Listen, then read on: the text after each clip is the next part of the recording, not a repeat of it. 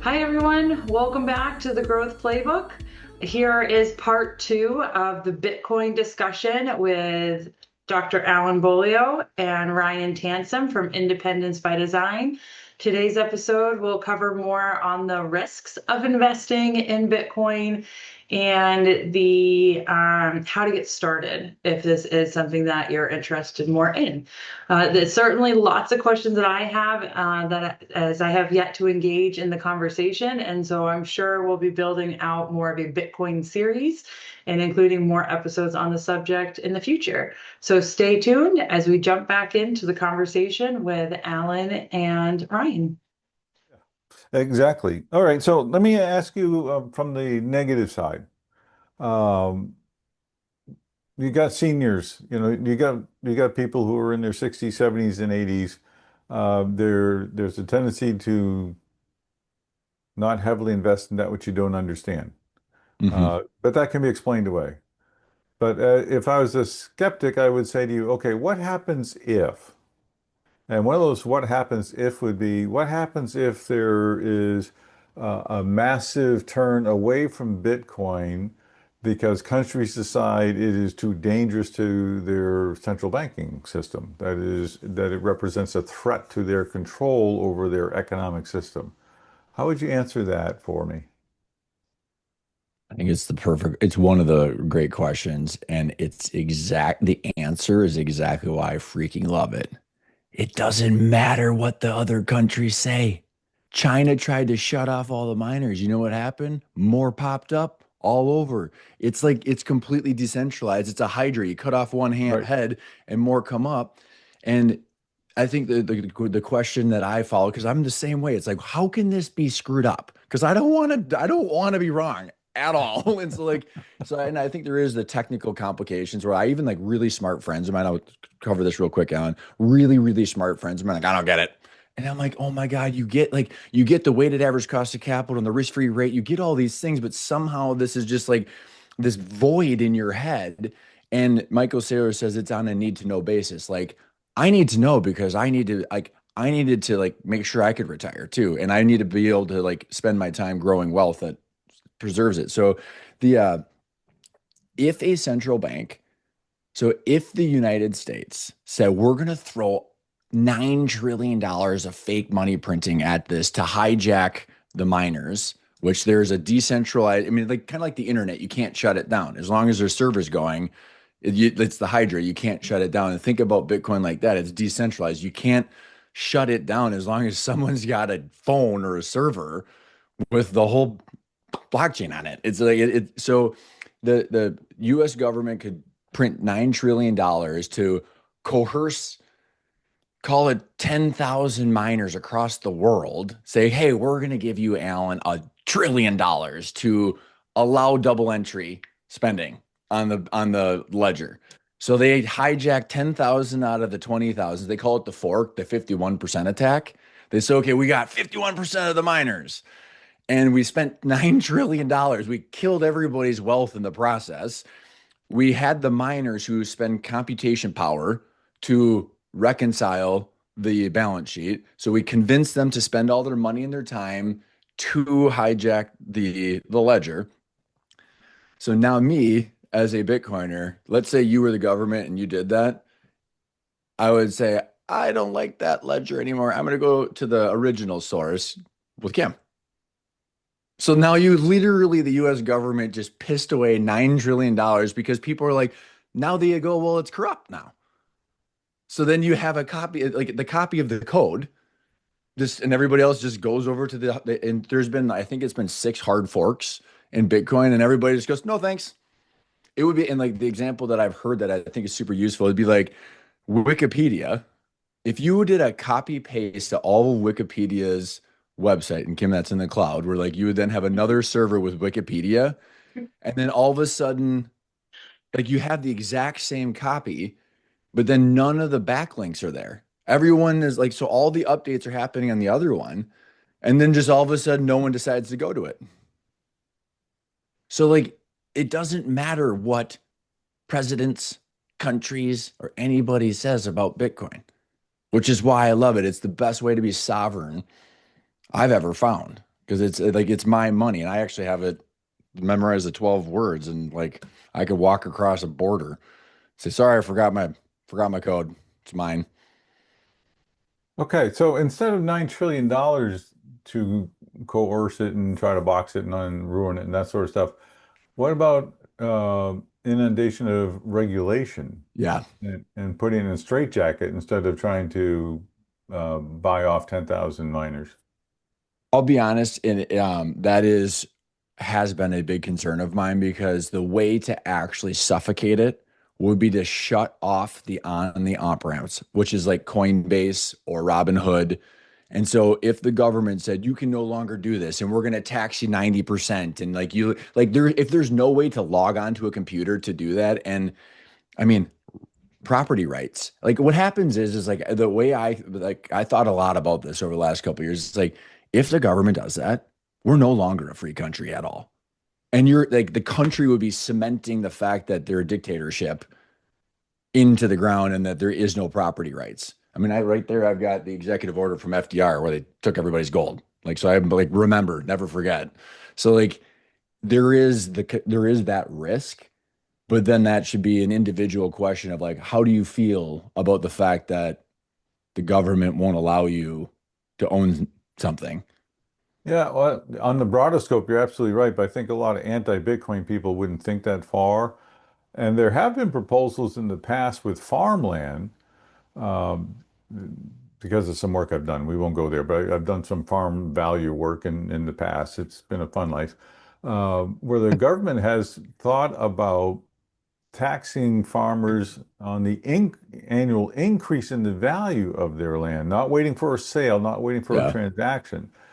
So who's to say something like that couldn't occur in the Bitcoin world where you have to file forms and any increase in the value you are paying a tax on? I mean, to me, that's a danger. Whether it's likely or not, I don't know, but that is I, certainly, I don't want to present this today as a risk-less oh environment. no, no, you're right there. I mean, those are real risks. And like where I go with the real risks like that, Alan, is like, what do I think about my country in that situation? And while that's happening, they're probably doing that because it's actually the safe haven while they steal my wealth from the printing.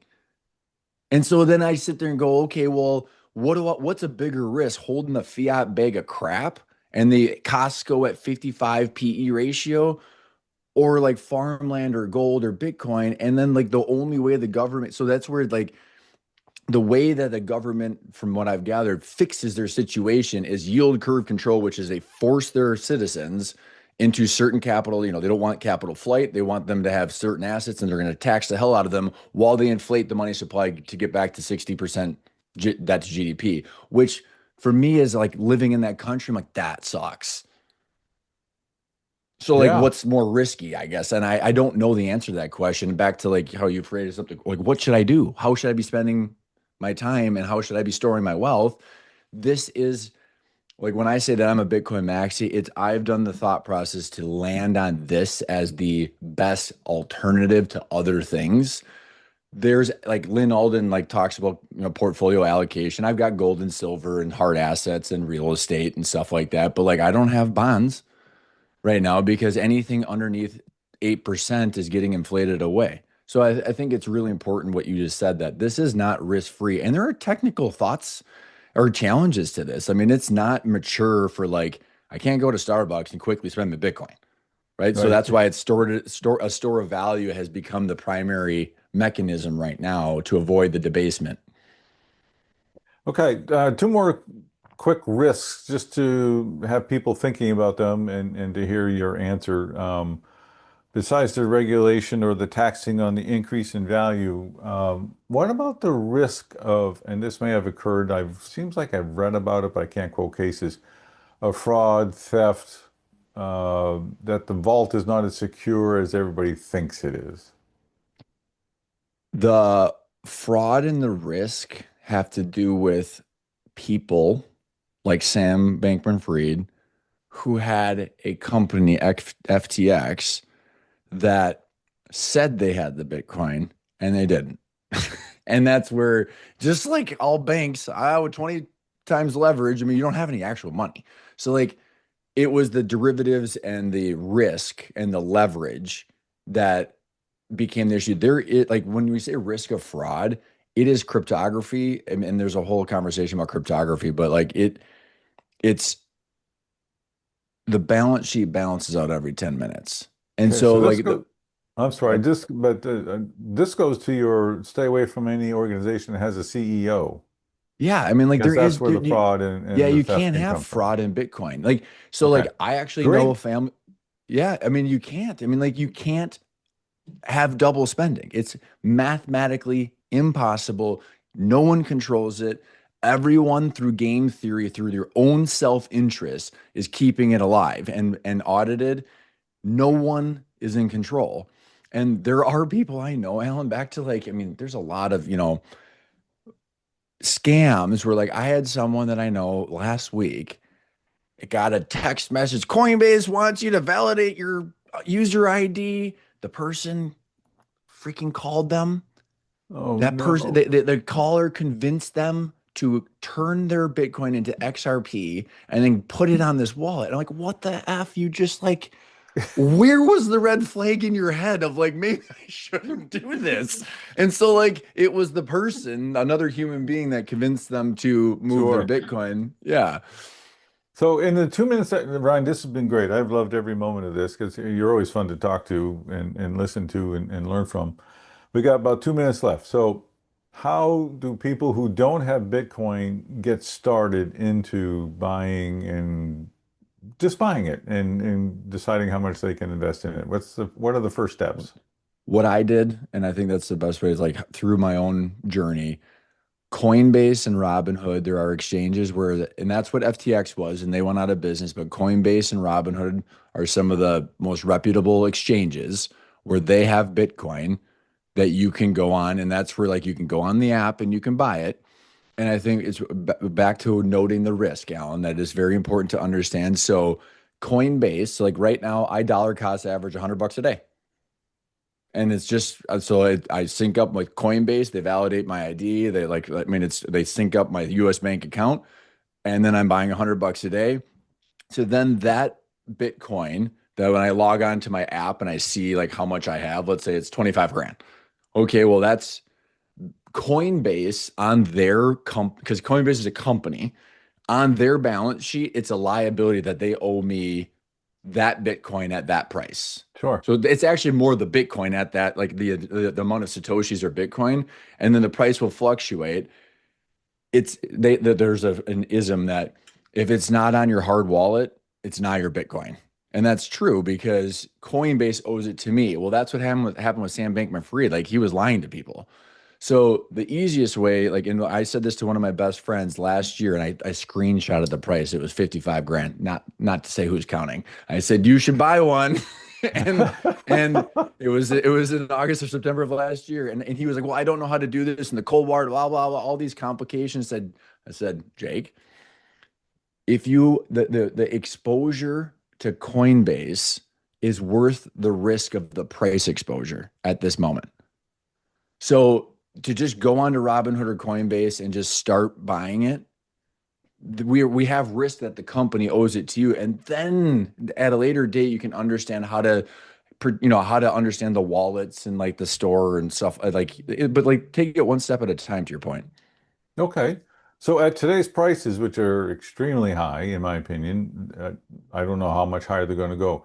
Would you advise a friend of yours at today's prices to begin that investment because you have enough confidence it'll continue to go up? yeah, this is not financial advice, and I No, it's what not I am financial. doing, It's yeah. like it's at a bar over a glass Yeah, of wine, two yeah. guys Like talking. I have people that I love, like my mom and my dad, and like people around all my friends. Like I believe that the price is volatile, but it's up, and I believe that Bitcoin is a new risk-free rate at it's about a 20 to 30% compounded annual growth rate. And if you want to, like, if you need money today, the volatility is rough, right? Right. So like Right. like don't say like, and that's why you put it in a money market account if you're gonna have a down payment for a house or something like that. But for me, where I'm looking at this is it's 4 years it smooths out over 4 years. The compounded annual growth rate of Bitcoin over the last 16 years has been 60%. I'm not expecting 60% with the adoption of, sovereign nations and treasuries. I think that treasury reserve companies, I think that it'll normalize to around 20 to 30%. So at that price, like, I mean, I think 115 grand is cheap if it's going if based on the correlations to M2 money supply growth, what I think is going to happen with the economies and the countries. So, but like this is a learning journey. I've got thousands of hours into this, and I think Bitcoin is on a need to know basis. Where like if your life is fine, like I have a dear friend who's worth 7 million bucks, he could give two shits about this. He's like, I'm fine. And like maybe he handles the 50% downturn in the market and he needs 300 grand a year and he's like it's just not worth it to him. And so I think it becomes like what's worth it to you and how is it going so far? That makes a lot of sense. And I think part of the allure, maybe that's not the right word, is it's trendy. So people want to know and be part of this trend that seems to have so much upside potential. And your friend has gotten to the point where he can care less about the trend. He doesn't wear the right sneakers. He doesn't care. It's just He wears New Balances. that's great. This has been so amazing, Ryan. I've had a You're lot of fun. I appreciate the questions and it helps me learn as well, Alan. Like I'm just trying to figure this stuff out too. So if you're the Fed chair, President Trump decides you're the next Fed chair, and you decide to take the job because you've whatever reason. Uh, do you begin the process of changing the U.S. to cryptocurrency, not to compete against Bitcoin, but because of the efficiencies of cryptocurrency versus paper currency? I was gonna say that was the last question. It's like you're doing it to me now, Alan. All right, then don't answer. We'll No, do this again some other time. honestly, I would like to post this on my show too, Kim. And I would like Alan, like iron sharpens iron, and that phrase I'm calling myself iron, but I really enjoy the conversations. Here's my answer to that is I think it's I've thought a lot about this, and my straight answer is I don't think that the Federal Reserve should exist. So that becomes a challenging issue. However, we're here. So like I'm also a realist going like we can't just flip everything over to Bitcoin tomorrow as the world reserve currency. We can't the Right. catastrophe would be so undescribable that there has to be a plan to switch over to a reserve currency that's neutral and fixed and is able to allow countries to not manipulate each other and to have fair trade. And so I don't know what the answer is. Like it's almost like the Trojan horse where if I became the Fed chair, it's like the libertarian who becomes president. Uh-oh. Like I'm supposed to hate this, but now I'm it. So I don't know. Well, your statement about the reserve currency for the world and it's not being able to be manipulated and everything is a really powerful statement. And the thought behind that is fantastic and what it can do. I think that's a great place to leave it because of what Kim said about our timeline. But that's a really intriguing thought. And I really enjoyed how you didn't say we can just do this. I mean, that's a process that would take Yeah, some it time is. and a lot of education. And you probably would need the baby boomers to be dead, in my opinion.